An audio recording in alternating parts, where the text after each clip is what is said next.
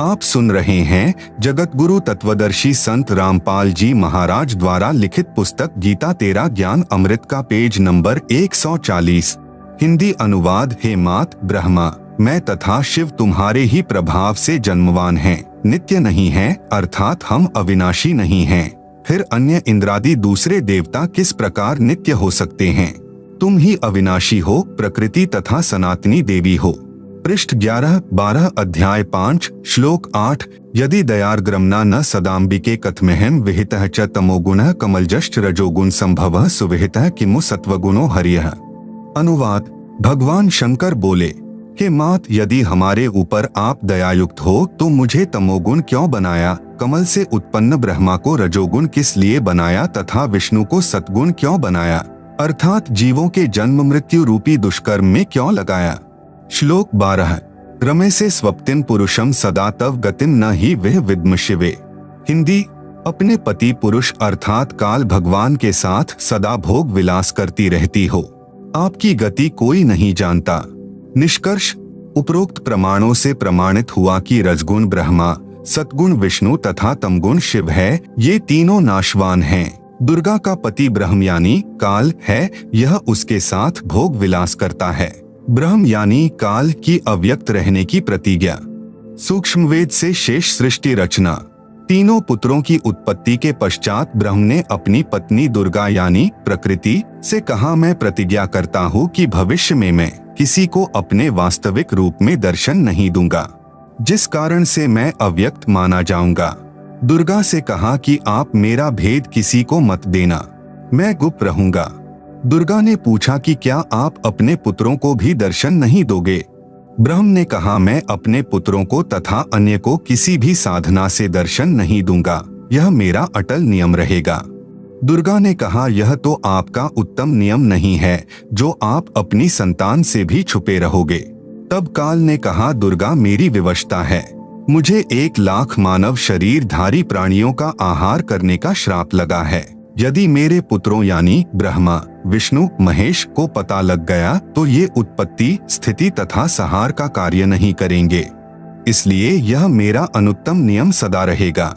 जब ये तीनों कुछ बड़े हो जाएं तो इन्हें अचेत कर देना, मेरे विषय में नहीं बताना, नहीं तो मैं तुझे भी दंड दूंगा। दुर्गा इस डर के मारे वास्तविकता नहीं बताती, इसीलिए गीता अध्याय 7 श्लोक 24 में कहा है कि यह बुद्धिहीन जन समुदाय मेरे अनुत्तम नियम से अपरिचित हैं कि मैं कभी भी किसी के सामने प्रकट नहीं होता, अपनी योग माया से छुपा रहता हूँ। इसलिए मुझ अव्यक्त को मनुष्य रूप में आया हुआ अर्थात कृष्ण मानते हैं। अबुद्धयः यानी बुद्धिहीन, मम यानी मेरे, अनुत्तमम यानी अनुत्तम अर्थात घटिया, अव्ययम यानी अविनाशी, परम भावम यानी विशेष भाव को, अजानन्तः यानी न जानते हुए, माम अव्यक्तम यानी मुझ अव्यक्त को, व्यक्तिम यानी मनुष्य रूप में, आपन्नम यानी आया, मन्यन्ते यानी मानते हैं, अर्थात मैं कृष्ण नहीं हूँ। गीता अध्याय 7 श्लोक 24। आप सुन रहे हैं जगत गुरु तत्वदर्शी संत रामपाल जी महाराज द्वारा लिखित पुस्तक गीता तेरा ज्ञान अमृत का पेज नंबर 141। गीता अध्याय 11 श्लोक 47 तथा 48 में कहा है कि यह मेरा वास्तविक काल रूप है। इसके दर्शन अर्थात ब्रह्म प्राप्ति न वेदों में वर्णित विधि से, न जप से, न तप से तथा न किसी क्रिया से हो सकती है। जब तीनों बच्चे युवा हो गए तब माता भवानी यानी प्रकृति अष्टंगी ने कहा कि तुम सागर मंथन करो। प्रथम बार सागर मंथन किया तो ज्योति निरंजन ने अपने श्वासों द्वारा 4 वेद उत्पन्न किए। उनको गुप्त वाणी द्वारा आज्ञा दी कि सागर में निवास करो। 4 वेद निकले, वह ब्रह्मा ने लिए। वस्तु लेकर तीनों बच्चे माता के पास आए, तब माता ने कहा कि 4 वेदों को ब्रह्मा रखे व पढ़े। नोट। वास्तव में पूर्ण ब्रह्म ने ब्रह्म अर्थात काल को 5 वेद प्रदान किए थे, लेकिन ब्रह्म ने केवल 4 वेदों को प्रकट किया, 5वां वेद छुपा दिया, जो पूर्ण परमात्मा ने स्वयं प्रकट होकर कबीरगिरभी अर्थात कबीरवाणी यानी कबीर वाणी द्वारा लोकोक्तियों व दोहों के माध्यम से प्रकट किया है। दूसरी बार सागर मंथन किया तो 3 कन्याएं मिली। माता ने तीनों को बांट दिया। प्रकृति यानी दुर्गा ने अपने ही अन्य 3 रूप यानी सावित्री, लक्ष्मी तथा पार्वती धारण किए तथा समुद्र में छुपा दी। सागर मंथन के समय बाहर आ गई। वही प्रकृति 3 रूप हुई तथा भगवान ब्रह्मा को सावित्री, भगवान विष्णु को लक्ष्मी, भगवान शंकर को पार्वती पत्नी रूप में दी। तीनों ने भोग विलास किया। सुर तथा असुर दोनों पैदा हुए। जब तीसरी बार सागर मंथन किया तो 14 रत्न ब्रह्मा को तथा अमृत विष्णु को व देवताओं को, मध यानी शराब असुरों को तथा विष परमार्थ शिव ने अपने कंठ में ठहराया। यह तो बहुत बाद की बात है। जब ब्रह्मा वेद पढ़ने लगा तो पता चला कि कोई सर्व ब्रह्मांडों की रचना करने वाला कुल का मालिक पुरुष यानी प्रभु और है। तब ब्रह्मा जी ने विष्णु जी व शंकर जी को बताया कि वेदों में वर्णन है कि सृजनहार कोई और प्रभु है, परंतु वेद कहते हैं कि भेद हम भी नहीं जानते। उसके लिए संकेत है कि किसी तत्वदर्शी संत से पूछो। तब ब्रह्मा माता के पास आया और सब वृतांत कह सुनाया। माता कहा करती थी कि मेरे अतिरिक्त और कोई नहीं है, मैं ही करता हूँ, मैं ही सर्वशक्तिमान हूँ। परंतु ब्रह्मा ने कहा कि वेद ईश्वर कृत हैं, यह झूठ नहीं हो सकते। दुर्गा ने कहा कि तेरा पिता तुझे दर्शन नहीं देगा, उसने प्रतिज्ञा की हुई है। तब ब्रह्मा ने कहा माता जी, अब आपकी बात पर अविश्वास हो गया है। मैं उस पुरुष यानी प्रभु का पता लगाकर ही रहूंगा। दुर्गा ने कहा कि यदि वह तुझे दर्शन नहीं देगा तो तुम क्या करोगे? ब्रह्मा ने कहा कि मैं आपको शक्ल नहीं दिखाऊंगा। दूसरी तरफ ज्योति निरंजन ने कसम खाई है कि मैं अव्यक्त रहूंगा, किसी को दर्शन नहीं दूंगा, अर्थात 21 ब्रह्मांड में कभी भी अपने वास्तविक काल रूप में आकार में नहीं आऊंगा। आप सुन रहे हैं जगत गुरु तत्वदर्शी संत रामपाल जी महाराज द्वारा लिखित पुस्तक गीता तेरा ज्ञान अमृत का पेज नंबर 142, गीता अध्याय नंबर 7 का श्लोक नंबर 24। अव्यक्तम व्यक्तिम आपन्नम मन्यन्ते माम अबुद्धयः परम भावम अजानन्तः मम अव्ययम अनुत्तमम। अनुवाद: अबुद्धयः यानी बुद्धिहीन लोग, मम यानी मेरे, अनुत्तमम यानी अश्रेष्ठ, अव्ययम यानी अटल, परम यानी परम, भावम यानी भाव को, अजानन्तः यानी न जानते हुए, अव्यक्तम यानी अदृश्यमान, माम यानी मुझ काल को, व्यक्तिम यानी नर रूप आकार में, कृष्ण आपन्नम यानी प्राप्त हुआ, मन्यन्ते यानी मानते हैं। गीता अध्याय नंबर 7 का श्लोक नंबर 25। न अहम प्रकाशः सर्वस्य योगमाया स्मावृतः मूढ़ः अयम न अभिजानाति लोकः माम अजम अव्ययम। अनुवाद: अहम यानी मैं, योगमाया स्मावृतः यानी योग माया से छिपा हुआ, सर्वस्य यानी सबके, प्रकाशः यानी प्रत्यक्ष, न यानी नहीं होता अर्थात अदृश्य अर्थात अव्यक्त रहता हूँ इसलिए, अजम यानी जन्म न लेने वाले, अव्ययम यानी अविनाशी अटल भाव को, अयम यानी यह, मूढ़ः यानी अज्ञानी, लोकः यानी जन समुदाय संसार, माम यानी मुझे, न यानी नहीं, अभिजानाति यानी जानता अर्थात मुझको कृष्ण समझता है। क्योंकि ब्रह्म अपनी शब्द शक्ति से अपने नाना रूप बना लेता है। यह दुर्गा का पति है, इसलिए इस मंत्र में कह रहा है कि मैं श्री कृष्ण आदि की तरह दुर्गा से जन्म नहीं लेता। ब्रह्मा का अपने पिता यानी काल ब्रह्म की प्राप्ति के लिए प्रयत्न। तब दुर्गा ने ब्रह्मा जी से कहा कि अलख निरंजन तुम्हारा पिता है, परंतु वह तुम्हें दर्शन नहीं देगा। ब्रह्मा ने कहा कि मैं दर्शन करके ही लौटूंगा। माता ने पूछा कि यदि तुझे दर्शन नहीं हुए तो क्या करेगा? ब्रह्मा ने कहा मैं प्रतिज्ञा करता हूँ, यदि पिता के दर्शन नहीं हुए तो मैं आपके समक्ष नहीं आऊंगा। यह कहकर ब्रह्मा जी व्याकुल होकर उत्तर दिशा की तरफ चल दिया, जहाँ अंधेरा ही अंधेरा है। वहाँ ब्रह्मा ने 4 युग तक ध्यान लगाया परंतु कुछ भी प्राप्ति नहीं हुई। काल ने आकाशवाणी की कि दुर्गा सृष्टि रचना क्यों नहीं की? भवानी ने कहा कि आपका ज्येष्ठ पुत्र ब्रह्मा जिद करके आपकी तलाश में गया है। ब्रह्म यानी काल ने कहा उसे वापस बुला लो, मैं उसे दर्शन नहीं दूंगा। ब्रह्मा के बिना जीव उत्पत्ति का सब कार्य असंभव है। तब दुर्गा यानी प्रकृति ने अपनी शब्द शक्ति से गायत्री नाम की लड़की उत्पन्न की तथा उसे ब्रह्मा को लौटा लाने को कहा। गायत्री ब्रह्मा जी के पास गई परंतु ब्रह्मा जी समाधि लगाए हुए थे, उन्हें कोई आभास ही नहीं था कि कोई आया है। तब आदि कुमारी यानी प्रकृति ने गायत्री को ध्यान द्वारा बताया कि इसके चरण स्पर्श कर। तब गायत्री ने ऐसा ही किया। ब्रह्मा जी का ध्यान भंग हुआ तो क्रोधवश बोले कि कौन पापिन है जिसने मेरा ध्यान भंग किया है, मैं तुझे श्राप दूंगा। गायत्री कहने लगी कि मेरा दोष नहीं है, पहले मेरी बात सुनो तब श्राप देना। आप सुन रहे हैं जगत गुरु तत्वदर्शी संत रामपाल जी महाराज द्वारा लिखित पुस्तक गीता तेरा ज्ञान अमृत का पेज नंबर 143। मेरे को माता ने तुम्हें लौटा लाने को कहा है क्योंकि आपके बिना जीव उत्पत्ति नहीं हो सकती। ब्रह्मा ने कहा कि मैं कैसे जाऊं, पिताजी के दर्शन हुए नहीं, ऐसे जाऊं तो मेरा उपहास होगा।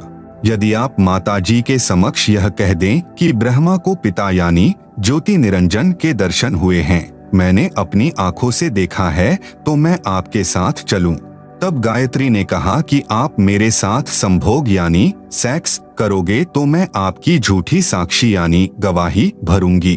तब ब्रह्मा ने सोचा कि पिता के दर्शन हुए नहीं, वैसे जाऊं तो माता के सामने शर्म लगेगी और चारा नहीं दिखाई दिया। फिर गायत्री से रति क्रिया यानी संभोग की। तब गायत्री ने कहा कि क्यों न एक गवाह और तैयार किया जाए। ब्रह्मा ने कहा बहुत ही अच्छा है। तब गायत्री ने शब्द शक्ति से एक लड़की यानी पुहपवती नाम की पैदा की तथा उससे दोनों ने कहा कि आप गवाही देना कि ब्रह्मा ने पिता के दर्शन किए हैं। तब पुहपवती ने कहा कि मैं क्यों झूठी गवाही दूं? हाँ, यदि ब्रह्मा मेरे से रति क्रिया यानी संभोग करे तो गवाही दे सकती हूँ। गायत्री ने ब्रह्मा को समझाया यानी उकसाया कि और कोई चारा नहीं है। तब ब्रह्मा ने पुहपवती से संभोग किया तो तीनों मिलकर आदि माया यानी प्रकृति के पास आए। दोनों देवियों ने उपरोक्त शर्त इसलिए रखी थी कि यदि ब्रह्मा माता के सामने हमारी झूठी गवाही को बता देगा तो माता हमें श्राप दे देगी, इसलिए उसे भी दोषी बना लिया। यहाँ महाराज गरीब दास जी कहते हैं कि दास गरीब यह चूक धुरोधुर, माता दुर्गा द्वारा ब्रह्मा को श्राप देना। तब माता ने ब्रह्मा से पूछा क्या तुझे तेरे पिता के दर्शन हुए? ब्रह्मा ने कहा हाँ मुझे पिता के दर्शन हुए हैं। दुर्गा ने कहा साक्षी बता। तब ब्रह्मा ने कहा इन दोनों के समक्ष साक्षात्कार हुआ है। देवी ने उन दोनों लड़कियों से पूछा क्या तुम्हारे सामने ब्रह्म का साक्षात्कार हुआ है? तब दोनों ने कहा कि हाँ, हमने अपनी आंखों से देखा है। फिर भवानी यानी प्रकृति को संशय हुआ कि मुझे तो ब्रह्म ने कहा था कि मैं किसी को दर्शन नहीं दूंगा, परंतु ये कहते हैं कि दर्शन हुए हैं। तब अष्टंगी ने ध्यान लगाया और काल ज्योति निरंजन से पूछा कि यह क्या कहानी है। ज्योति निरंजन जी ने कहा कि ये तीनों झूठ बोल रहे हैं। तब माता ने कहा तुम झूठ बोल रहे हो, आकाशवाणी हुई है कि इन्हें कोई दर्शन नहीं हुए। यह बात सुनकर ब्रह्मा ने कहा कि माता जी मैं सौगंध खाकर पिता की तलाश करने गया था, परंतु पिता यानी ब्रह्म के दर्शन हुए नहीं। आपके पास आने में शर्म लग रही थी, इसलिए हमने झूठ बोल दिया। तब माता यानी दुर्गा ने कहा कि अब मैं तुम्हें श्राप देती हूँ। ब्रह्मा को श्राप, तेरी पूजा जग में नहीं होगी, आगे तेरे वंशज होंगे वे बहुत पाखंड करेंगे, झूठी बात बनाकर जग को ठगेंगे, ऊपर से तो कर्म कांड करते दिखाई देंगे, अंदर से विकार करेंगे। आप सुन रहे हैं जगत गुरु तत्वदर्शी संत रामपाल जी महाराज द्वारा लिखित पुस्तक गीता तेरा ज्ञान अमृत का पेज नंबर 144। कथा पुराणों को पढ़कर सुनाया करेंगे, स्वयं को ज्ञान नहीं होगा कि सद्ग्रंथों में वास्तविकता क्या है। फिर भी मानवश तथा धन प्राप्ति के लिए गुरु बनकर अनुयायियों को लोकवेद यानी शास्त्र विरुद्ध दंत कथा सुनाया करेंगे। देवी देवों की पूजा करके तथा करवा के दूसरों की निंदा करके कष्ट पर कष्ट उठाएंगे। जो उनके अनुयायी होंगे उनको परमार्थ नहीं बताएंगे, दक्षिणा के लिए जगत को गुमराह करते रहेंगे, अपने आप को सबसे अच्छा मानेंगे, दूसरों को नीचा समझेंगे। जब माता के मुख से यह सुना तो ब्रह्मा मूर्छित होकर जमीन पर गिर गया। बहुत समय उपरांत होश में आया। गायत्री को श्राप, तेरे कई सांड पति होंगे, तू मृतलोक में गाय बनेगी। पुहपवती को श्राप, तेरी जगह गंदगी में होगी, तेरे फूलों को कोई पूजा में नहीं लाएगा। इस झूठी गवाही के कारण तुझे यह नरक भोगना होगा। तेरा नाम केवड़ा केतकी होगा, यानी हरियाणा में कुसोंधी कहते हैं। यह गंदगी यानी कुर्डियों वाली जगह पर होती है। इस प्रकार तीनों को श्राप देकर माता भवानी बहुत पछताई। इस प्रकार पहले तो जीव बिना सोचे मन यानी काल निरंजन के प्रभाव से गलत कार्य कर देता है, परंतु जब आत्मा यानी सत्पुरुष अंश के प्रभाव से उसे ज्ञान होता है तो पीछे पछताना पड़ता है। जिस प्रकार माता पिता अपने बच्चों को छोटी सी गलती के कारण ताड़ते हैं क्रोधवश होकर, परंतु बाद में बहुत पछताते हैं, यही प्रक्रिया मन यानी काल निरंजन के प्रभाव से सर्व जीवों में क्रियावान हो रही है। हाँ, यहाँ एक बात विशेष है कि निरंजन यानी काल ब्रह्म ने भी अपना कानून बना रखा है कि यदि कोई जीव किसी दुर्बल जीव को सताएगा तो उसे उसका बदला देना पड़ेगा। जब आदि भवानी यानी प्रकृति अष्टंगी ने ब्रह्मा गायत्री व पुहपवती को श्राप दिया तो अलख निरंजन यानी ब्रह्मकाल ने कहा कि हे भवानी यानी प्रकृति अष्टंगी, यह आपने अच्छा नहीं किया। अब मैं यानी निरंजन आपको श्राप देता हूँ कि द्वापर युग में तेरे भी 5 पति होंगे। द्रौपदी ही आदिमाया का अवतार हुई है। जब यह आकाशवाणी सुनी तो आदि माया ने कहा कि हे ज्योति निरंजन यानी काल, मैं तेरे वश पड़ी हूँ, जो चाहे सो कर ले। विष्णु का अपने पिता यानी काल ब्रह्म की प्राप्ति के लिए प्रस्थान व माता का आशीर्वाद पाना। इसके बाद विष्णु से प्रकृति ने कहा कि पुत्र तू भी अपने पिता का पता लगा ले। तब विष्णु अपने पिताजी काल यानी ब्रह्म का पता करते करते पाताल लोक में चले गए, जहाँ शेषनाग था। उसने विष्णु को अपनी सीमा में प्रविष्ट होते देखकर क्रोधित होकर जहर भरा फुंकारा मारा। उसके विष के प्रभाव से विष्णु जी का रंग सांवला हो गया, जैसे स्प्रे पेंट हो जाता है। तब विष्णु ने चाहा कि इस नाग को मजा चखाना चाहिए। आप सुन रहे हैं जगत गुरु तत्वदर्शी संत रामपाल जी महाराज द्वारा लिखित पुस्तक गीता तेरा ज्ञान अमृत का पेज नंबर 145। तब ज्योति निरंजन यानी काल ने देखा कि अब विष्णु को शांत करना चाहिए। तब आकाशवाणी हुई कि विष्णु अब तू अपनी माता जी के पास जा और सत्य सत्य सारा विवरण बता देना, तथा जो कष्ट आपको शेषनाग से हुआ है इसका प्रतिशोध द्वापर युग में लेना। द्वापर युग में आप यानी विष्णु तो कृष्ण अवतार धारण करोगे और कालीदह में कालिंद्री नामक नाग शेषनाग का अवतार होगा। ऊंच होई के नीच सतावे ताकर ओएल यानी बदला मोही सो पावे, जो जीव देई पीर पुनि काहू हम पुनि ओएल दिवावे ताहू। तब विष्णु जी माता जी के पास आए तथा सत्य सत्य कह दिया कि मुझे पिता के दर्शन नहीं हुए। इस बात से माता यानी प्रकृति बहुत प्रसन्न हुई और कहा कि पुत्र तू सत्यवादी है। अब मैं अपनी शक्ति से तेरे पिता से मिलाती हूँ तथा तेरे मन का संशय खत्म करती हूँ। कबीर देख पुत्र तो ही पिता भीटाऊ, तोरे मन का धोखा मिटाऊ। मन स्वरूप करता कह जानो, मनते दूजा और न मानो। स्वर्ग पाताल दौर मन केरा, मन अस्थिर मन अह अनेरा। निरंकार मन ही को कहिए, मन की आस निश दिन रहिए।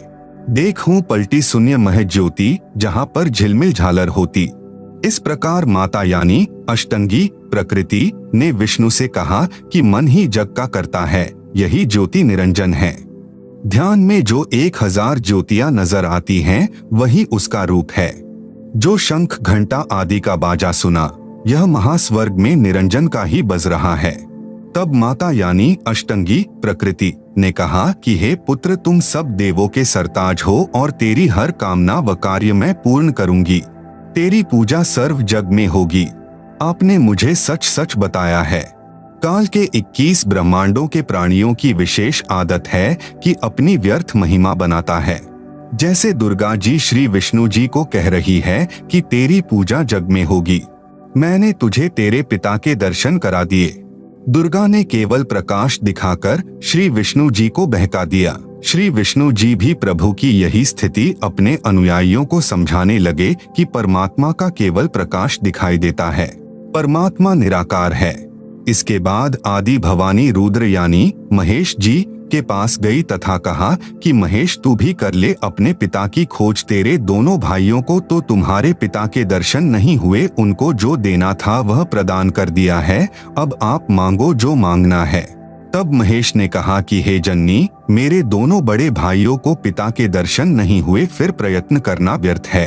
कृपा मुझे ऐसा वर दो कि मैं अमर यानी मृत्युंजय हो जाऊं। तब माता ने कहा कि यह मैं नहीं कर सकती। हाँ, युक्ति बता सकती हूँ। जिससे तेरी आयु सबसे लंबी बनी रहेगी। विधि योग समाधि है, इसलिए महादेव जी ज्यादातर समाधि में ही रहते हैं। इस प्रकार माता यानी अष्टंगी प्रकृति ने तीनों पुत्रों को विभाग बांट दिए। आप सुन रहे हैं जगत गुरु तत्वदर्शी संत रामपाल जी महाराज द्वारा लिखित पुस्तक गीता तेरा ज्ञान अमृत का पेज नंबर 146। भगवान ब्रह्मा जी को काल लोक में 184 के चोले यानी शरीर रचने यानी बनाने का अर्थात रजोगुण प्रभावित करके संतान उत्पत्ति के लिए विवश करके जीव उत्पत्ति कराने का विभाग प्रदान किया। भगवान विष्णु जी को इन जीवों के पालन पोषण कर्मानुसार करने तथा मोह ममता उत्पन्न करके स्थिति बनाए रखने का विभाग दिया। भगवान शिव शंकर यानी महादेव को संहार करने का विभाग प्रदान किया, क्योंकि इनके पिता निरंजन को 1 लाख मानव शरीरधारी जीव प्रतिदिन खाने पड़ते हैं। यहाँ पर मन में एक प्रश्न उत्पन्न होगा कि ब्रह्मा विष्णु तथा शंकर जी से उत्पत्ति स्थिति और संहार कैसे होता है। ये तीनों अपने अपने लोक में रहते हैं।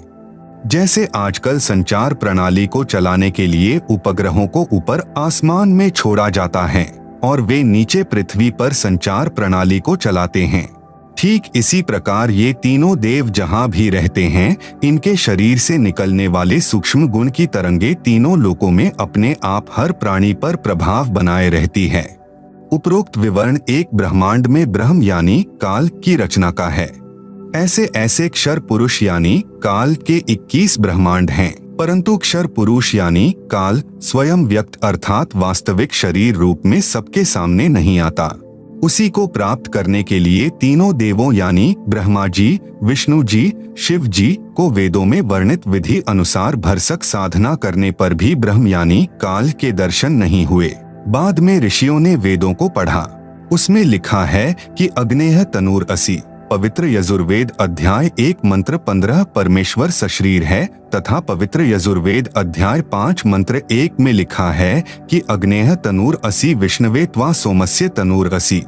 इस मंत्र में 2 बार वेद गवाही दे रहा है कि सर्वव्यापक सर्वपालन करता सत्पुरुष सशरीर है। पवित्र यजुर्वेद अध्याय 40 मंत्र 8 में कहा है कि कबीर मनीषी यानी जिस परमेश्वर की सर्व प्राणियों को चाह है वह कबीर अर्थात कबीर है।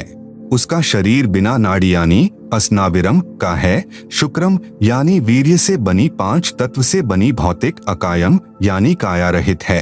वह सर्व का मालिक सर्वोपरि सत्यलोक में विराजमान है। उस परमेश्वर का तेजपुंज का स्वर ज्योति यानी स्वयं प्रकाशित शरीर है, जो शब्द रूप अर्थात अविनाशी है। वही कबीरदेव यानी कबीर परमेश्वर है, जो सर्व ब्रह्मांडों की रचना करने वाला विधाता यानी सर्व ब्रह्मांडों का रचनहार, स्वयंभूः यानी स्वयं प्रकट होने वाला, यथा तथ्य अर्थान यानी वास्तव में, शाश्वत यानी अविनाशी है। गीता अध्याय 15 श्लोक 17 में भी प्रमाण है। भावार्थ है कि पूर्ण ब्रह्म का शरीर का नाम कबीर यानी कबीरदेव है। उस परमेश्वर का शरीर नूर तत्व से बना है। परमात्मा का शरीर अति सूक्ष्म है, जो उस साधक को दिखाई देता है जिसकी दिव्य दृष्टि खुल चुकी है। इस प्रकार जीव का भी सूक्ष्म शरीर है, जिसके ऊपर 5 तत्व का खोल यानी कवर अर्थात 5 तत्व की काया चढ़ी होती है, जो माता पिता के संयोग से शुक्रम यानी वीर्य से बनी है। आप सुन रहे हैं जगत गुरु तत्वदर्शी संत रामपाल जी महाराज द्वारा लिखित पुस्तक गीता तेरा ज्ञान अमृत का पेज नंबर 147। शरीर त्यागने के पश्चात भी जीव का सूक्ष्म शरीर साथ रहता है। वह शरीर उसी साधक को दिखाई देता है जिसकी दिव्य दृष्टि खुल चुकी है। इस प्रकार परमात्मा व जीव की स्थिति को समझें। वेदों में ओम नाम के स्मरण का प्रमाण है, जो केवल ब्रह्म साधना है। इस उद्देश्य से ओम नाम के जाप को पूर्ण ब्रह्म का मानकर ऋषियों ने भी हजारों वर्ष हठ योग करके यानी समाधि लगाकर प्रभु प्राप्ति की चेष्टा की, परंतु प्रभु दर्शन नहीं हुए। सिद्धियां प्राप्त हो गई। उन्हीं सिद्धि रूपी खिलौनों से खेलकर ऋषि भी जन्म मृत्यु के चक्र में ही रह गए तथा अपने अनुभव के शास्त्रों में परमात्मा को निराकार लिख दिया। ब्रह्म यानी काल ने कसम खाई है कि मैं अपने वास्तविक रूप में किसी को दर्शन नहीं दूंगा, मुझे अव्यक्त जाना करेंगे। अव्यक्त का भावार्थ है कि कोई आकार में है परंतु व्यक्तिगत रूप से स्थूल रूप में दर्शन नहीं देता। जैसे आकाश में बादल छा जाने पर दिन के समय सूर्य अदृश्य हो जाता है। वह दृश्यमान नहीं है, परंतु वास्तव में बादलों के पार ज्यों का त्यों है। इस अवस्था को अव्यक्त कहते हैं। प्रमाण के लिए गीता अध्याय 7 श्लोक 24, 25, अध्याय 11 श्लोक 48 तथा 32। पवित्र गीता जी बोलने वाला ब्रह्म यानी काल श्री कृष्ण जी के शरीर में प्रेतवत प्रवेश करके कह रहा है कि अर्जुन, मैं बढ़ा हुआ काल हूँ और सर्व को खाने के लिए आया हूँ। गीता अध्याय 11 का श्लोक नंबर 32, यह मेरा वास्तविक रूप है, इसको तेरे अतिरिक्त न तो कोई पहले देख सका तथा न कोई आगे देख सकता है। अर्थात वेदों में वर्णित यज्ञ, जप, तप तथा ओम नाम आदि की विधि से मेरे इस वास्तविक स्वरूप के दर्शन नहीं हो सकते। गीता अध्याय 11 श्लोक नंबर 48, मैं कृष्ण नहीं हूँ। ये मूर्ख लोग कृष्ण रूप में मुझ अव्यक्त को व्यक्त यानी मनुष्य रूप मान रहे हैं, क्योंकि ये मेरे घटिया नियम से अपरिचित हैं कि मैं कभी वास्तविक इस काल रूप में सबके सामने नहीं आता, अपनी योग माया से छुपा रहता हूँ। गीता अध्याय 7 श्लोक नंबर 24, 25। विचार करें, अपने छुपे रहने वाले विधान को स्वयं अश्रेष्ठ यानी अनुत्तम क्यों कह रहे हैं? यदि पिता अपनी संतान को भी दर्शन नहीं देता तो उसमें कोई त्रुटि है जिस कारण से छुपा है तथा सुविधाएं भी प्रदान कर रहा है। काल यानी ब्रह्म को श्रापवश 1,00,000 मानव शरीरधारी प्राणियों का आहार करना पड़ता है तथा 25% प्रतिदिन जो ज्यादा उत्पन्न होते हैं उन्हें ठिकाने लगाने के लिए तथा कर्म भोग का दंड देने के लिए 84 लाख योनियों की रचना की हुई है।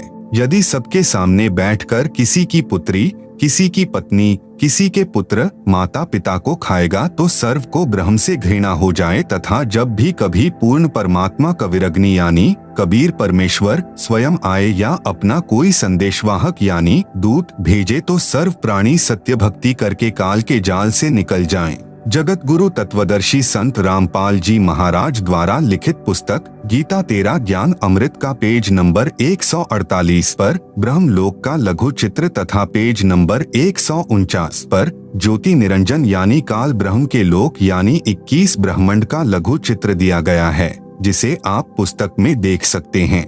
आप सुन रहे हैं जगत गुरु तत्वदर्शी संत रामपाल जी महाराज द्वारा लिखित पुस्तक गीता तेरा ज्ञान अमृत का पेज नंबर 150 इसलिए धोखा देकर रखता है तथा पवित्र गीता अध्याय 7 श्लोक 18, 24, 25 में अपनी साधना से होने वाली मुक्ति यानी गति को भी अनुत्तमाम यानी अति अश्रेष्ठ कहा है तथा अपने विधान यानी नियम को भी अनुत्तम यानी अश्रेष्ठ कहा है। प्रत्येक ब्रह्मांड में बने ब्रह्मलोक में एक महास्वर्ग बनाया है। महास्वर्ग में एक स्थान पर नकली सतलोक, नकली अलख लोक, नकली अगम लोक तथा नकली अनामी लोक की रचना प्राणियों को धोखा देने के लिए प्रकृति यानी दुर्गा आदि माया द्वारा करवा रखी है। कबीर साहेब का एक शब्द है, कर नैनो दीदार महल में प्यारा है, में वाणी है कि काया भेद किया निर्वारा, यह सब रचना पिंड मंझारा है। माया अविगत जाल पसारा, सो कारीगर भारा है। आदि माया किन्ही चतुराई, झूठी बाजी पिंड दिखाई, अविगत रचना रची अंड माही वाका प्रतिबिंब डारा है। एक ब्रह्मांड में अन्य लोकों की भी रचना है, जैसे श्री ब्रह्मा जी का लोक, श्री विष्णु जी का लोक, श्री शिव जी का लोक, जहाँ पर बैठकर तीनों प्रभु नीचे के 3 लोकों यानी स्वर्गलोक अर्थात इंद्र का लोक, पृथ्वी लोक तथा पाताल लोक पर एक एक विभाग के मालिक बनकर प्रभुता करते हैं तथा अपने पिता काल के खाने के लिए प्राणियों की उत्पत्ति, स्थिति तथा संहार का कार्यभार संभालते हैं। तीनों प्रभुओं की भी जन्म व मृत्यु होती है, तब काल इन्हें भी खाता है। इसी ब्रह्मांड, इसे अंड भी कहते हैं क्योंकि ब्रह्मांड की बनावट अंडाकार है। इसे पिंड भी कहते हैं क्योंकि शरीर यानी पिंड में एक ब्रह्मांड की रचना कमलों में टीवी की तरह देखी जाती है। में एक मानसरोवर तथा धर्मरा यानी न्यायाधीश का भी लोक है तथा एक गुप्त स्थान पर पूर्ण परमात्मा अन्य रूप धारण करके रहता है, जैसे प्रत्येक देश का राजदूत भवन होता है। वहाँ पर कोई नहीं जा सकता। वहाँ पर वे आत्माएं रहती हैं जिनकी सत्यलोक की भक्ति अधूरी रहती है। जब भक्ति युग आता है तो उस समय परमेश्वर कबीर जी अपना प्रतिनिधि पूर्ण संत सतगुरु भेजते हैं। इन पुण्य आत्माओं को पृथ्वी पर उस समय मानव शरीर प्राप्त होता है तथा ये शीघ्र ही सत भक्ति पर लग जाते हैं तथा सतगुरु से दीक्षा प्राप्त करके पूर्ण मोक्ष प्राप्त कर जाते हैं। उस स्थान पर रहने वाले हंस आत्माओं की निजी भक्ति कमाई खर्च नहीं होती, परमात्मा के भंडार से सर्व सुविधाएं उपलब्ध होती हैं। ब्रह्म यानी काल के उपासकों की भक्ति कमाई स्वर्ग महास्वर्ग में समाप्त हो जाती है, क्योंकि इस काल लोक यानी ब्रह्म लोक तथा परब्रह्म लोक में प्राणियों को अपना किया कर्मफल ही मिलता है। क्षर पुरुष यानी ब्रह्म ने अपने 20 ब्रह्मांडों को 4 महाब्रह्मांडों में विभाजित किया है। एक महाब्रह्मांड में 5 ब्रह्मांडों का समूह बनाया है तथा चारों ओर से अंडाकार गोलाई यानी परिधि में रोका है तथा चारों महाब्रह्मांडों को भी फिर अंडाकार गोलाई यानी परिधि में रोका है। आप सुन रहे हैं जगत गुरु तत्वदर्शी संत रामपाल जी महाराज द्वारा लिखित पुस्तक गीता तेरा ज्ञान अमृत का पेज नंबर 151। 21वें ब्रह्मांड की रचना एक महाब्रह्मांड जितना स्थान लेकर की है। 21वें ब्रह्मांड में प्रवेश होते ही 3 रास्ते बनाए हैं। 21वें ब्रह्मांड में भी बाईं तरफ नकली सतलोक, नकली अलख लोक, नकली अगम लोक, नकली अनामी लोक की रचना प्राणियों को धोखे में रखने के लिए आदि माया यानी दुर्गा से करवाई है तथा दाईं तरफ 12 सर्वश्रेष्ठ ब्रह्म साधकों यानी भक्तों को रखता है।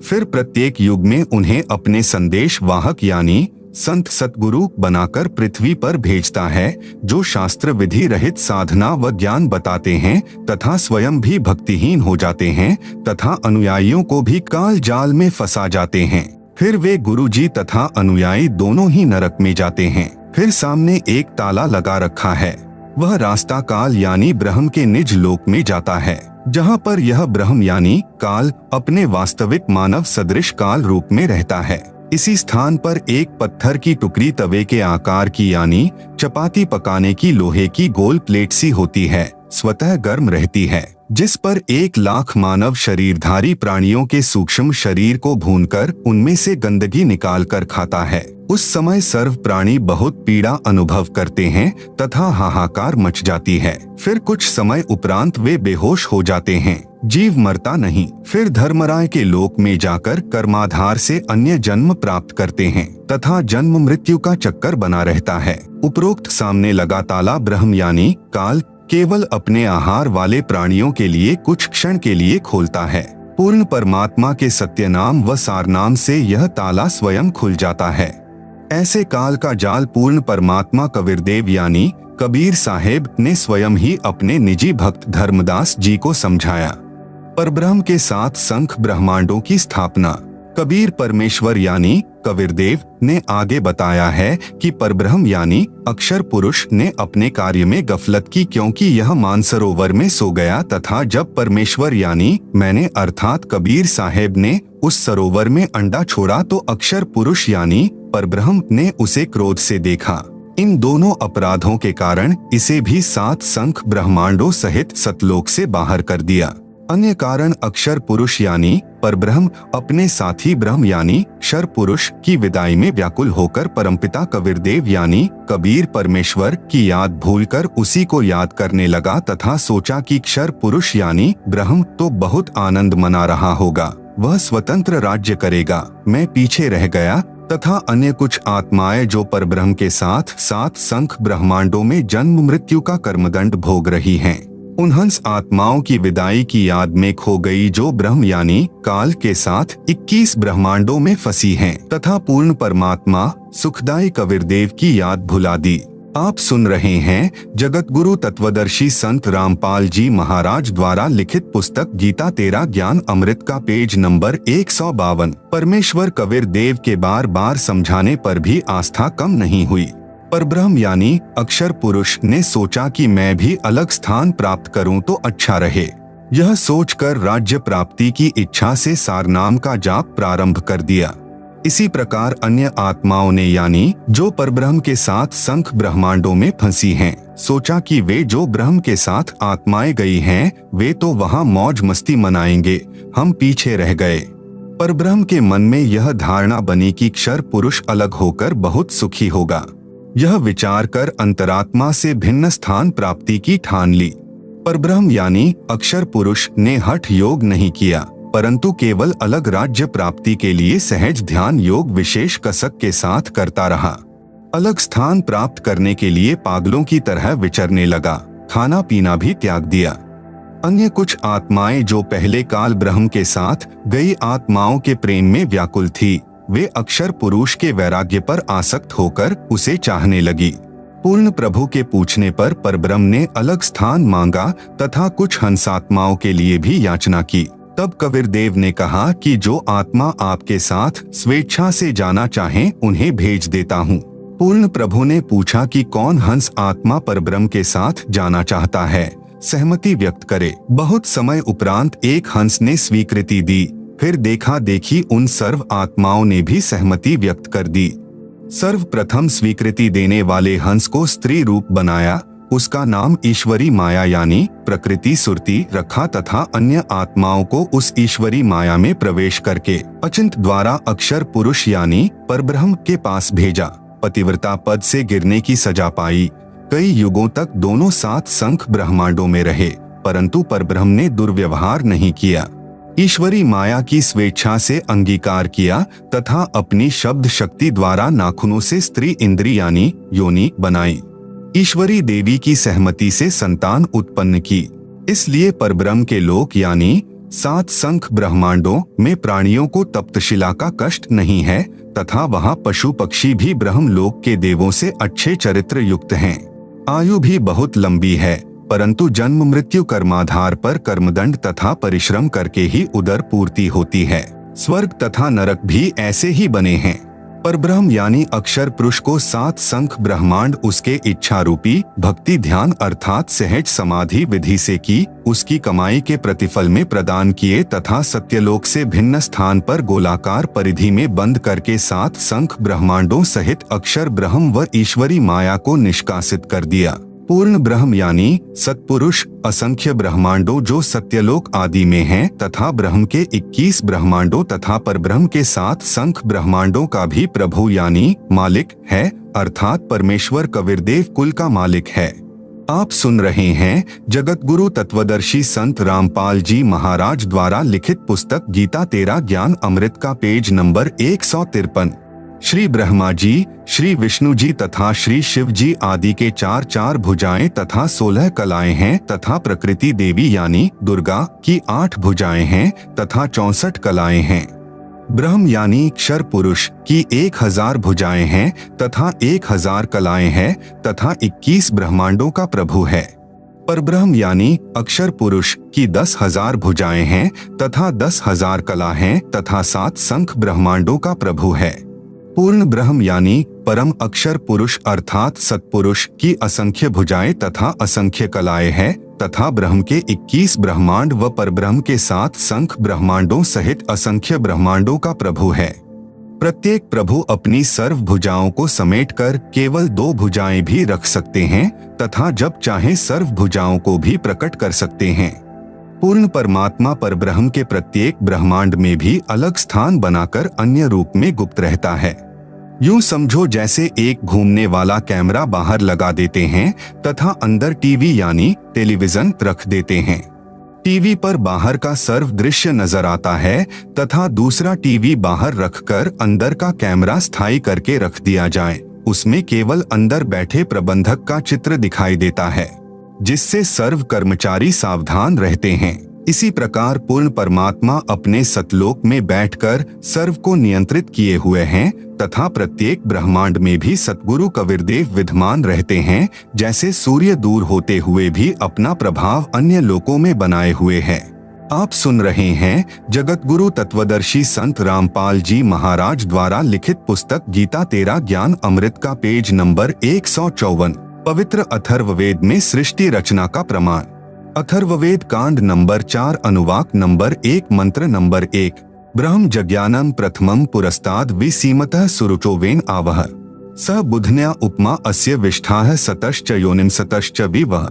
ब्रह्म जज्ञानम प्रथमं पुरस्तात् विसिमतः सुरुचः वेन आवः स बुधन्याः उपमा अस्य विष्ठाः सतः च योनिम असतः च विवह। अनुवाद प्रथमम यानी प्राचीन अर्थात सनातन, ब्रह्म यानी परमात्मा ने, ज यानी प्रकट होकर, ज्ञानम यानी अपनी सूझबूझ से, पुरस्तात् यानी शिखर में अर्थात सतलोक आदि को, सुरुचः यानी स्वेच्छा से बड़े चाव से स्वप्रकाशित, विसिमतः यानी सीमा रहित अर्थात विशाल सीमा वाले भिन्न लोकों को रचा।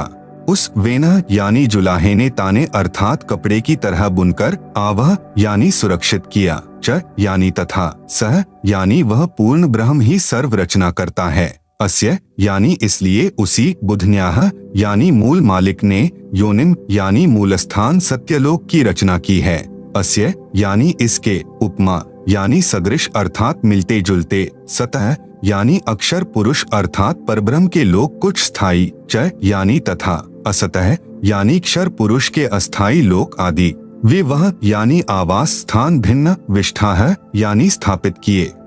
भावार्थ पवित्र वेदों को बोलने वाला ब्रह्म यानी काल कह रहा है कि सनातन परमेश्वर ने स्वयं अनामय यानी अनामी लोक से सत्यलोक में प्रकट होकर अपनी सूझबूझ से कपड़े की तरह रचना करके ऊपर के सतलोक आदि को सीमा रहित स्वप्रकाशित अजर अमर अर्थात अविनाशी ठहराए तथा नीचे के परब्रह्म के साथ संख ब्रह्मांड तथा ब्रह्म के 21 ब्रह्मांड व इनमें छोटी से छोटी रचना भी उसी परमात्मा ने अस्थायी की है।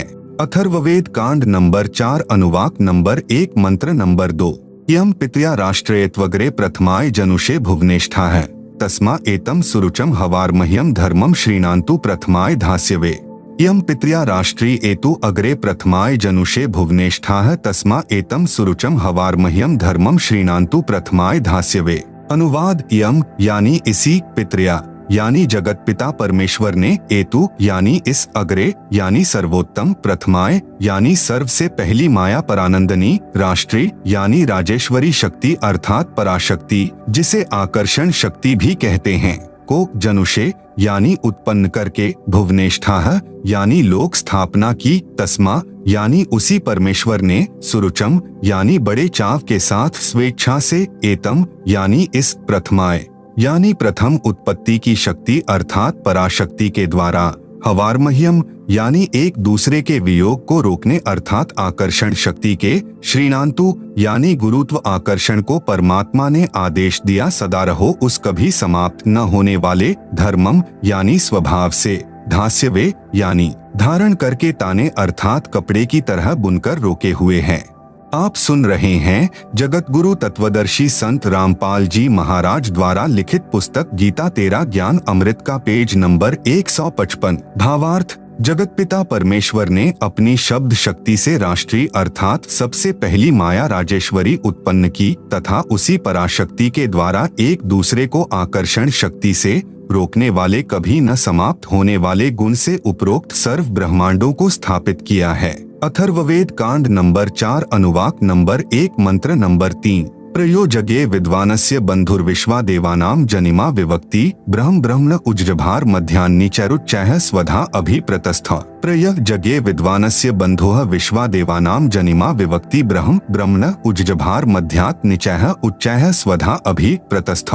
अनुवाद प्र यानी सर्वप्रथम, देवानाम यानी देवताओं व ब्रह्मांडों की, जगे यानी उत्पत्ति के ज्ञान को, विद्वानस्य यानी जिज्ञासु भक्त का, यह यानी जो, बंधोह यानी वास्तविक साथी अर्थात पूर्ण परमात्मा ही अपने निज सेवक को, जनिमा यानी अपने द्वारा सृजन किए हुए को, विवक्ति यानी स्वयं ही ठीक ठीक विस्तार पूर्वक बताता है कि ब्रह्मणः यानी पूर्ण परमात्मा ने, मध्यात् यानी अपने मध्य से अर्थात शब्द शक्ति से, ब्रह्म है यानी ब्रह्मक्षर पुरुष अर्थात काल को, उज्जभार यानी उत्पन्न करके, विश्वा सारे संसार को अर्थात सर्व लोकों को, उच्चैः यानी ऊपर सत्यलोक आदि, निचैः यानी नीचे परब्रह्म व ब्रह्म के यानी सर्व ब्रह्मांड, स्वधा यानी अपनी धारण करने वाली, अभियः यानी आकर्षण शक्ति से, प्रतस्थौ यानी दोनों को अच्छी प्रकार स्थित किया, भावार्थ, पूर्ण परमात्मा अपने द्वारा रची सृष्टि का ज्ञान तथा सर्व आत्माओं की उत्पत्ति का ज्ञान अपने निजी दास को स्वयं ही सही बताता है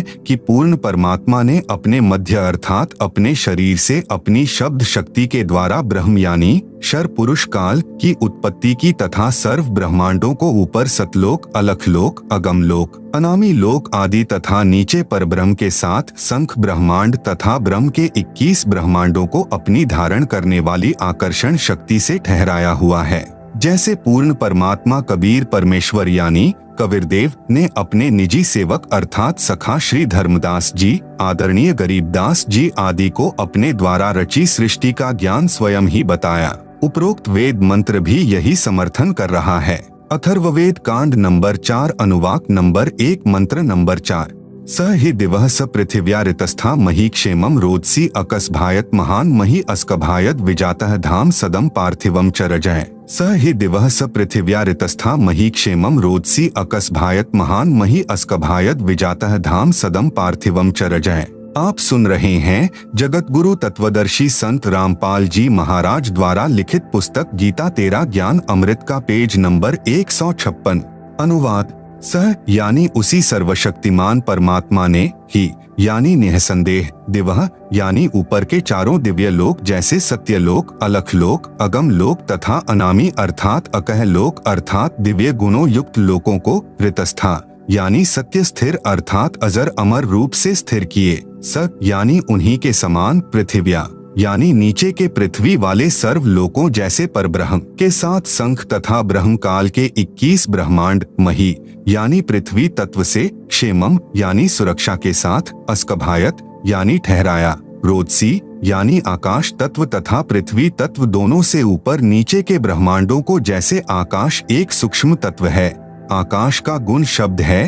पूर्ण परमात्मा ने ऊपर के लोक शब्द रूप रचे जो तेजपुंज के बनाए हैं तथा नीचे के परब्रह्म यानी अक्षर पुरुष के सप्त संख ब्रह्मांड तथा ब्रह्मक्षर पुरुष के 21 ब्रह्मांडों को पृथ्वी तत्व से अस्थायी रचा। महान यानी पूर्ण परमात्मा ने पार्थिवम यानी पृथ्वी वाले, वि यानी भिन्न भिन्न, धाम यानी लोक, च यानी और, सदम यानी आवास स्थान, मही यानी पृथ्वी तत्व से, रजह यानी प्रत्येक ब्रह्मांड में छोटे छोटे लोकों की जातः यानी रचना करके, अस्कभायत यानी स्थिर किया। भावार्थ, ऊपर के चारों लोक सत्यलोक, अलखलोक, अगम लोक, अनामी लोक यह तो अजर अमर स्थायी अर्थात अविनाशी रचे हैं तथा नीचे के ब्रह्म तथा परब्रह्म के लोकों को अस्थायी रचना करके तथा अन्य छोटे छोटे लोक भी उसी परमेश्वर ने रचकर स्थिर किए। अथर्ववेद कांड नंबर 4 अनुवाक नंबर 1 मंत्र 5। स बुधन्यादाष्ट्र जनुषो अभ्यग्रम बृहस्पतिर्देवता तस्य सम्राट अहर्यत शुक्रम ज्योतिषो जनिष्ठात् द्युमन्तो विवसन्तु विप्राह। स बुधन्यात् आष्ट्र जनुषे अभि अग्रम बृहस्पतिः देवता तस्य सम्राट अहर्यत शुक्रम ज्योतिषः जनिष्ठ अथ द्युमन्तः विवसन्तु विप्राह।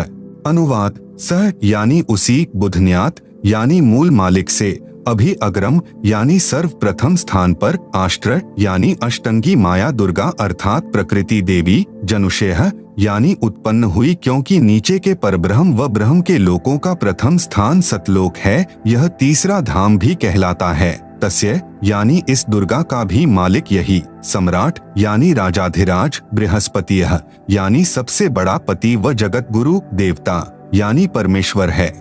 यत यानी जिससे, अह यानी सबका वियोग हुआ, अथ यानी इसके बाद, ज्योतिषः यानी ज्योति रूप निरंजन अर्थात काल के, शुक्रम यानी वीर्य अर्थात बीज शक्ति से, जनिष्ठ यानी दुर्गा के उदर से उत्पन्न होकर, विप्राह यानी भक्त आत्माएं, वि यानी अलग से, धूमन्तः यानी मनुष्य लोक तथा स्वर्ग लोक में ज्योति निरंजन के आदेश से दुर्गा ने कहा, वसंतु यानी निवास करो अर्थात वे निवास करने लगी।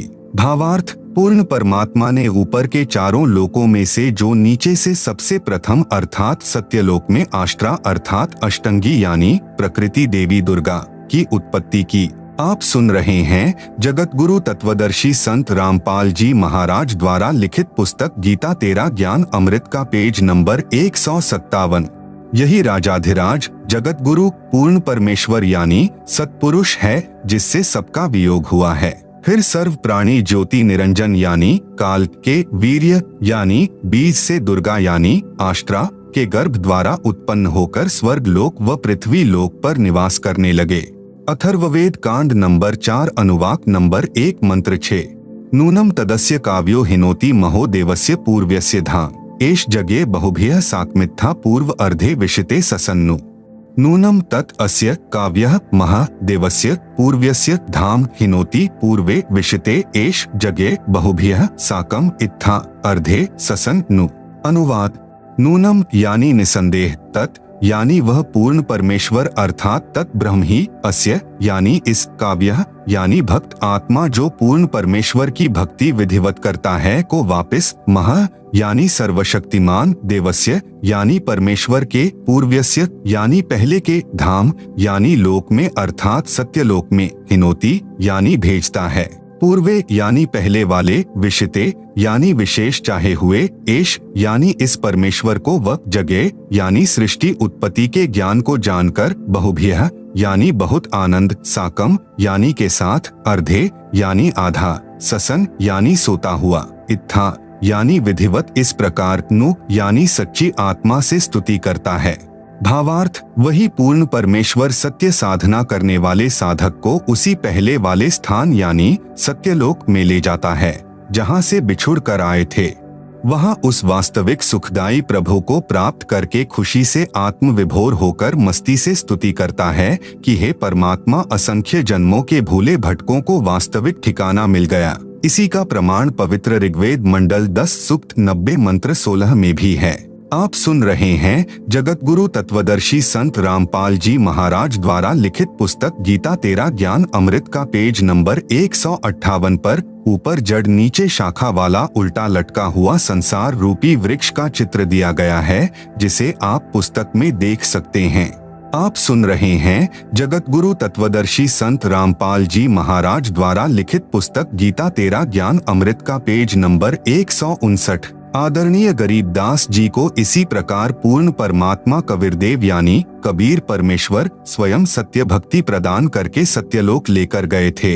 तब अपनी अमृतवाणी में आदरणीय गरीबदास जी महाराज ने आंखों देखकर कहा, गरीब अजब नगर में ले गए हमको सतगुरु आन, झिल के बिंब अगाध गति सुते चादरतान। अथर्ववेद कांड नंबर 4 अनुवाक नंबर 1 मंत्र 7। यो अथर्वाणम पित्तरम देवबंधुम बृहस्पतिम नमसाव च गच्छात् त्वं विश्वेशाम जनिता यथा स कबीरदेवो न दभायत स्वधावान। यह अथर्वाणम पित्तरम देवबंधुम बृहस्पतिम नमसा अव च गच्छात् त्वं विश्वेशाम जनिता यथा स कबीरदेव न दभायत स्वधावान। अनुवाद। यह यानी जो अथर्वाणम यानी अचल अर्थात अविनाशी, पित्तरम यानी जगत पिता, देव बंधुम यानी भक्तों का वास्तविक साथी अर्थात आत्मा का आधार, बृहस्पतिम यानी जगत गुरु, च यानी तथा, नमसा यानी विनम्र पुजारी अर्थात विधिवत साधक को, अव यानी सुरक्षा के साथ, गच्छात यानी सतलोक गए हुओं को अर्थात जिनका पूर्ण मोक्ष हो गया, वे सत्यलोक में जा चुके हैं, उनको सतलोक ले जाने वाला, विश्वेशाम यानी सर्व ब्रह्मांडों की, जनिता यानी रचना करने वाला जगदम्बा अर्थात माता वाले गुणों से भी युक्त, न दभायत यानी काल की तरह धोखा न देने वाले, स्वधावान यानी स्वभाव अर्थात गुणों वाला, यथा यानी ज्यों का त्यों अर्थात वैसा ही, सह यानी वह, त्वम यानी आप, कबीरदेव यानी कबीरदेव है अर्थात भाषा भिन्न इसे कबीर परमेश्वर भी कहते हैं। भावार्थ, इस मंत्र में यह भी स्पष्ट कर दिया कि उस परमेश्वर का नाम कबीरदेव अर्थात कबीर परमेश्वर है जिसने सर्व रचना की है, जो परमेश्वर अचल अर्थात वास्तव में अविनाशी, गीता अध्याय 15 श्लोक 16-17 में भी प्रमाण है। जगत गुरु आत्माधार जो पूर्ण मुक्त होकर सत्यलोक गए हैं, उनको सतलोक ले जाने वाला, सर्व ब्रह्मांडों का रचनहार, काल यानी ब्रह्म की तरह धोखा न देने वाला, ज्यों का त्यों वह स्वयं कबीरदेव अर्थात कबीर प्रभु है। यही परमेश्वर सर्व ब्रह्मांडों व प्राणियों को अपनी शब्द शक्ति से उत्पन्न करने के कारण जनिता यानी माता भी कहलाता है, तथा पित्तरम यानी पिता तथा बंधु यानी भाई भी वास्तव में यही है, तथा देव यानी परमेश्वर भी यही है। इसलिए इसी कबीरदेव यानी कबीर परमेश्वर की स्तुति किया करते हैं। त्वमेव माता च पिता त्वमेव बंधु च सखा त्वमेव विद्या च द्रविणम त्वमेव सर्वम मम देव। इसी परमेश्वर की महिमा का पवित्र ऋग्वेद मंडल नंबर 1 सूक्त नंबर 24 में विस्तृत विवरण है। आप सुन रहे हैं जगत गुरु तत्वदर्शी संत रामपाल जी महाराज द्वारा लिखित पुस्तक गीता तेरा ज्ञान अमृत का पेज नंबर 160। पवित्र ऋग्वेद में सृष्टि रचना का प्रमाण। ऋग्वेद मंडल 10 सूक्त 90 मंत्र 1 सहस्र शीर्षा पुरुषः सहस्राक्षः सहस्रपात् स भूमिं विश्वतोम वरित्वात्यतिष्ठत् दशांगुलम। सहस्र शीर्षा पुरुषः सहस्राक्षः सहस्रपात् स भूमिं विश्वतः वृत्वा अत्यातिष्ठत् दशंगुलम। अनुवाद पुरुषः यानी विराट रूप काल भगवान अर्थात क्षर पुरुष, सहस्र शीर्षा यानी 1000 सिरों वाला, सहस्राक्षः यानी 1000 आँखों वाला, सहस्रपात यानी 1000 पैरों वाला है। स यानी वह काल, भूमिम यानी पृथ्वी वाले 21 ब्रह्मांडों को, विश्वतः यानी सब ओर से, दशंगुलम यानी 10 अंगुलियों से अर्थात पूर्ण रूप से काबू किए हुए, वृत्वा यानी गोलाकार घेरे में घेर कर, अत्यातिष्ठत यानी इससे बढ़कर अर्थात अपने काल लोक में सबसे न्यारा भी 21वें ब्रह्मांड में ठहरा है अर्थात रहता है। भावार्थ इस मंत्र में विराट यानी काल ब्रह्म का वर्णन है। गीता अध्याय 10-11 में भी इसी काल ब्रह्म का ऐसा ही वर्णन है। अध्याय 11 मंत्र नंबर 46 में अर्जुन ने कहा है कि हे सहस्राबाहु अर्थात 1000 भुजा वाले आप अपने चतुर्भुज रूप में दर्शन दीजिए, जिसके 1000 हाथ पैर, 1000 आंखें कान आदि हैं। वह विराट रूप काल यानी क्षर प्रभु अपने अधीन सर्व प्राणियों को पूर्ण काबू करके अर्थात 20 ब्रह्मांडों को गोलाकार परिधि में रोककर स्वयं इनसे ऊपर यानी अलग 21वें ब्रह्मांड में बैठा है। ऋग्वेद मंडल 10 सूक्त 90 मंत्र 2 पुरुष एवेदम सर्वम यद्भूतम यच्च भाव्यम उतामृतत्वस्येशानो यदन्नेनातिरोहति। पुरुष एव इदम सर्वम यत् भूतम यत् च भाव्यम उत अमृतत्वस्य ईशानः यत् अन्नेन अतिरोहति। अनुवाद एव यानी इसी प्रकार कुछ सही तौर पर पुरुष यानी भगवान है, वह अक्षर पुरुष अर्थात परब्रह्म है। च यानी और, इदम यानी यह, यत यानी जो, भूतम यानी उत्पन्न हुआ है, यत यानी जो, भाव्यम यानी भविष्य में होगा, सर्वम यानी सब, यत यानी प्रयत्न से अर्थात मेहनत द्वारा, अन्नेन यानी अन्न से, अतिरोहति यानी विकसित होता है। यह अक्षर पुरुष भी उत यानी संदेह युक्त, अमृतत्वस्य यानी मोक्ष का, ईशानः यानी स्वामी है अर्थात भगवान। तो अक्षर पुरुष भी कुछ सही है परंतु पूर्ण मोक्षदायक नहीं है। भावार्थ इस मंत्र में परब्रह्म यानी अक्षर पुरुष का विवरण है जो कुछ भगवान वाले लक्षणों से युक्त है परंतु इसकी भक्ति से भी पूर्ण मोक्ष नहीं है, इसलिए इसे संदेह युक्त मुक्तिदाता कहा है। इसे कुछ प्रभु के गुणों युक्त इसलिए कहा है कि यह काल की तरह तप्तशिला पर भून कर नहीं खाता।